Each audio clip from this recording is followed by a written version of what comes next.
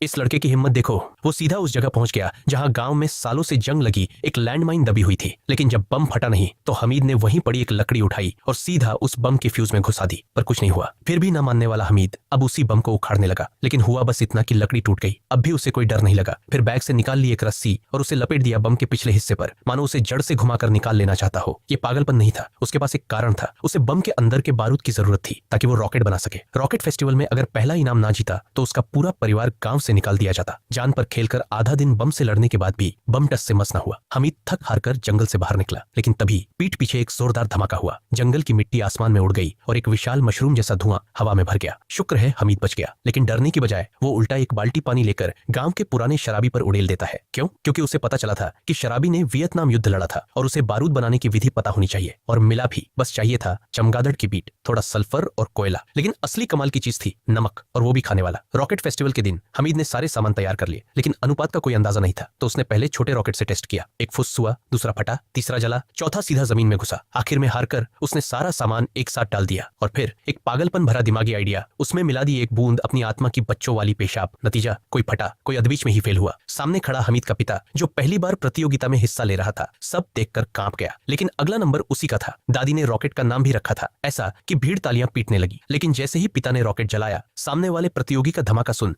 वो डर गया और रॉकेट उसके हाथ से छूट गया और वो सीधा गांव के एक घर की तरफ चला गया। दादी गुस्से से चिल्ला उठी, अब तो गांव छोड़ना ही पड़ेगा। गांव वाले भी मजाक उड़ाने लगे। लेकिन फिर आया फिनाले, सबसे ज्यादा उम्मीद वाला प्रतिभागी। उसका रॉकेट आसमान चीर गया, बादलों में समा गया। बारिश नहीं हुई, पर जीत तो उसी की मानी गई। पर तभी हमीद वापस आता है, सीधा स्टेज की तरफ बढ़ता है, बिना कुछ बोले अपने रॉकेट को लॉन्च करने के लिए चढ़ने लगता है। लेकिन लोग उसका मजाक उड़ाते हैं। इतना छोटा बच्चा, और होस्ट तो उसे भगा ही देता है। निराश हमीद अपने पिता के पास आता है, क्या आप मेरा रॉकेट छोड़ देंगे? लेकिन जो आदमी अभी सबके सामने बेइज्जत हुआ हो, उसका जवाब ना में होता है। तभी दादी भीड़ से निकलती है और चीख पड़ती है कुछ ऐसा जो गांव की हवा हिला देता है। हमीद की आंखों में अब आंसू है। वो फिर भी पूछता है, क्या कोई है जो मेरी मदद करेगा? लेकिन सब मुंह फेर लेते हैं, यहाँ तक कि उसका पिता भी। फिर हमीद दौड़ता है अकेला, पर उस अकेलेपन को देखकर पिता का दिल पिघल जाता है। आखिरकार वो रॉकेट को लॉन्च करने के लिए तैयार हो जाता है। स्टेज पर सब पीछे हटते हैं। अब ये छोटा लड़का कुछ न जाने क्या कर बैठे, और जैसा उन्होंने सोचा वैसा ही होता है। रॉकेट जलते ही लॉन्चिंग टावर में आग लग जाती है, लेकिन हमीद रुकता नहीं। वो दौड़ता है सीधा आग की तरफ, क्योंकि उसे नहीं पता उसका रॉकेट चलेगा भी या नहीं। पिता को गले लगाता है, माफी मांगता है और कहता है, छोड़ो ना प्लीज।